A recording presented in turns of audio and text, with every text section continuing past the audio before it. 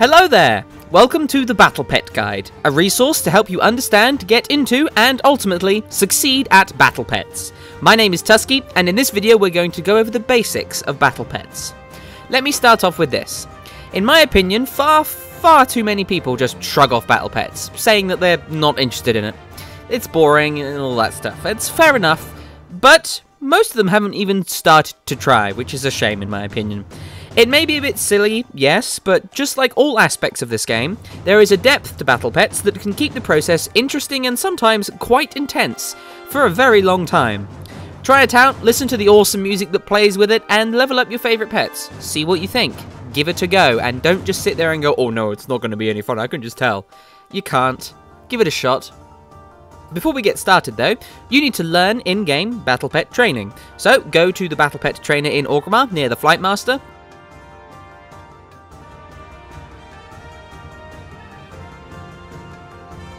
Or in Stormwind near the Pandaren area. Learn battle pet training for 10 gold. You need to be level 5 for this, and once you've done it, it becomes account wide. Alright, so just about every companion pet that you've gathered during your time in World of Warcraft can be used as a battle pet. Open up your Mounts and Pets window and hit the Pets tab to see your list of battle pets. You'll probably have quite a few. During battle pets, you can only have 3 pets ready to fight, and if you haven't leveled any of your pets up, you'll only have 1 spot available for now. Pick your favourite battle pet. At the top you'll see information about it. The name, the level, its health, power, speed, quality, type, and the abilities it will have as it levels up. Drag its icon into your battle pet slot to ready it for battle. To rename it, just right click on its icon and hit rename. All of these are important, except for the renaming thing. Let's go over what each of these mean when it actually comes to doing pet battles. So health is just what you expect it to be. When you run out, your battle pet will die. Generally, if a battle pet has lower health than normal for its level, it will be able to deal more damage. Power is what determines how much damage the battle pet can do. Higher is better. When you're fighting, the whole thing is turn-based, not real-time, so the speed statistic is quite important. If 2 pets have the same speed, then they will alternate going first each round. Quality is quite important, as rarer pets will have stronger statistics generally. The quality tiers work much like items, starting at poor, then common, then uncommon, then rare. However, there are no epic or legendary pets available to players as of this recording. Type. This is very important, and can be a deciding factor in whether or not you win battles. Each pet has a type, or a family. Humanoid, dragonkin, flying, undead, critter, magical, elemental, beast, aquatic, and mechanical. Each of these has their own unique passive abilities. Humanoids recover a small percentage of their health if they've dealt damage that round, making them surprisingly tanky. Dragonkin deal an extra 50% damage on the turn after they bring an enemy below 50% health, making them very good at actually ending fights. Flyers gain an extra 50% speed while they're above 50% health, making it very likely that any flyer will go first if you face one. Undead, after dying, will return to life completely immortal for 1 round. During that round, even if you kill them again, they won't actually die. After the round ends, they die properly and automatically. This can really screw you over if your pet is low on health. Critters can't be CC'd, so they're immune to stun, root, and sleep effects. Magic pets can't be dealt more than 35% of their maximum health in 1 attack. This means that against hard-hitting enemies that hit slow but large, magic pets can survive longer than other pets. However, this won't work against enemies that hit for little amounts of damage multiple times. Elementals ignore all negative weather effects. This is something we'll talk about later, but weather effects can be very important. Beasts deal an extra 25% damage while they're below half health, making them very dangerous while they're low. Aquatic pets mitigate damage over time effects, reducing them by 50%. This makes them very strong against certain types of enemies. Finally, mechanicals come back to life once per fight, much like the undead. However, they return at 25% health and can continue to fight as if they hadn't died. They won't die again after 1 round, however if they die again, they won't be able to resurrect. Now, all of these types of pets have distinct weaknesses. They counter one another, both in taking and receiving damage.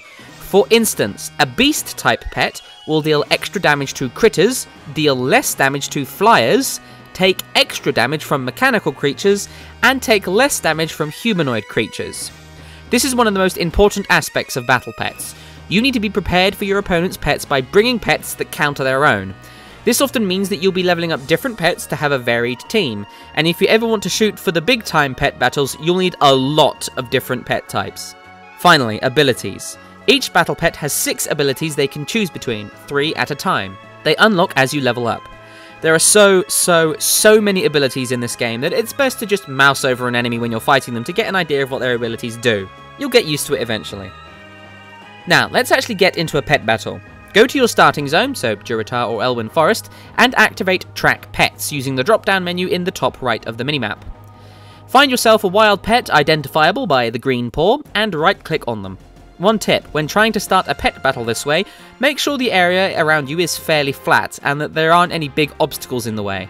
Otherwise, the fight may not begin and you'll get an error. Okay, so now you've entered combat and you have a new UI. Let's go over everything. At the top is a summary of the pets. On the left is your active pets, and on the right is the enemy active pet. Just next to their icons are the backup pets for each team, but since this is a level 1 fight, it's likely that neither of you will have a backup team quite yet. As you can see, the top section shows the health of each pet, along with its type. You can mouse over the type to see what it's strong and weak to. You can mouse over the enemy's health or icon to see a summary of their stats and abilities. If any of their abilities have a green icon next to them, it means that it is effective against your pet type and will deal more damage. If it has a red icon next to it, it means it is weak against your pet type and will deal less damage. The name of the enemy pet denotes its quality. Grey is poor, white is common, green is uncommon, and blue is rare. Finally, one pet will have a golden border around its avatar. This tells you that it has the highest speed stat and will go first. When weather effects come into play, they'll appear in the centre of the top section, just under the Versus sign. Now, the bottom part of the screen. At the top, you have your pet's experience bar. Under that, you have a pass button, which you don't really want to press as it will just forfeit your turn. You have your abilities on the left, 2 of which will be locked if you're level 1. They're keybound 1, 2, 3, 4, and 5. 1 to 3 are your pet abilities, and 4 and 5 are trainer abilities. 4 allows you to switch to another pet of your choice, but this ends your turn. 5 is your trap. This is how you attempt to capture new battle pets in the wild.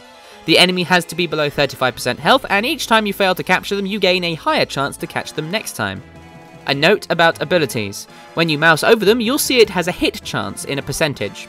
Most abilities can miss, and some enemies can make it harder to hit them. Missing completely negates damage, and it is very frustrating for either side, so keep this in mind. Finally, on the action bar is the forfeit button. This makes you lose the match and run away. When done against wild pets, your pets will lose 10% of their maximum health. Alright, so you'll want to use your abilities to fight your enemy. When you do, both you and your opponent will act out their abilities. After you've both done something, the turn ends and will start again. Since this is just a level 1 fight, continue using your only ability until you or the enemy wins. Chances are it will be you.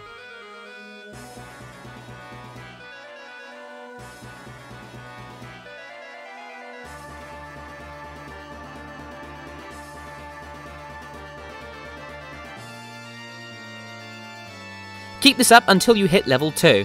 This will only take 1 or 2 fights.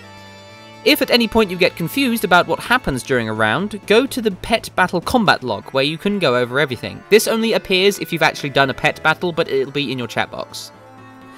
Additionally, if you want to actually capture any of the pets you fight, get their health below 35%, whereupon your trap button will light up. Use your turn to try and capture it. If you fail, just throw the trap again next turn. If your pet dies while you're trying to catch the enemy pet, you will lose, so be mindful of your pet's health. Also, if you capture, rather than kill, a wild pet, your own pet will get less experience, so don't catch wild pets if you want to level up faster. Additionally, you can only have 3 of one type of pet, so you could only have 3 adders, for instance. Just like leveling up your character, leveling up your pet gives you new features. Here, you gain a new ability. Go to your Battle Pet menu and find your level 2 pet in your pet slots. You'll see that it's gained stats and it now has another ability slot open. Notice the drop down arrow. Another ability will be greyed out here. This ability, once unlocked, can be swapped for the ability your pet currently has, so remember that your pets have customization options. Each time you win a fight, the pets that participated gain experience and a little bit of their health back. But as you fight, you may end up having an unlucky streak, or your pet might just end up getting low from all of the fighting. To counter this, find the Revive Battle Pets button in the top right of your pet menu. Hit it, and all of your pets will be revived and returned to 100% health. This has an 8-minute cooldown, so if you find yourself needing to use it, and it's on cooldown, go to a stable master in a nearby town and ask them to revive your pets. This will cost you a small fee though. Once your pet hits level 3, you'll be given a quest to fight your first trainer. But before you do that, start leveling up your second pet slot. Pick a second pet and start leveling it up just like the first. Remember that having pets of different types will help a lot. Whichever pet is at the top of your slot list will go first in combat, so just drag and drop to choose which order to go in. A tip I have is this. Try to level up a mechanical and a beast pet. A lot of wild beasts will be either beasts or critters, and having a mechanical pet and a beast pet you'll be able to destroy pretty much all of them. Okay, so you've leveled up your second pet to level 3. Now go and complete your quest. You'll start a chain that has you facing, slowly but surely, every NPC battle pet tamer in the world. You'll have to beat an NPC trainer in each zone, and they'll have their own unique pets. Then, once you've done that, you'll have to defeat a Grandmaster pet tamer for each continent. These quests are optional and account-wide, and beating Grandmaster tamers will unlock dailies to do so again. You can get some pretty nice rewards by doing this quest chain, so I suggest you do so. Go and face your first tamer. This fight works just like a wild pet fight, except it's tougher and there will be more than one pet. Use your abilities as smartly as you can and try to win. If you do, great. If you don't, then see what killed you. Did the enemy pet have a strong attack?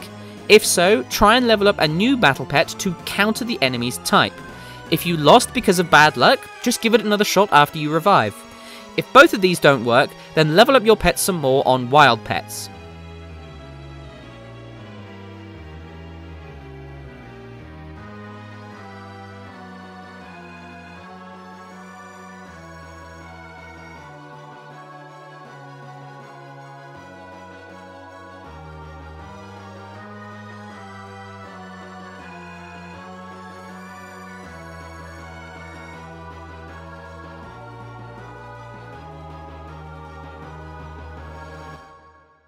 Generally, once you've beaten your first tamer, you'll be ready to move on to the next zone. Just like leveling a character, each zone has its own battle pet level. You can see what it is by mousing over it. That's where I'll end for now. We've gone over the basics of pet battling and started on the journey. You've only had a taste of the complexity of battle pets, but hopefully you enjoyed yourself.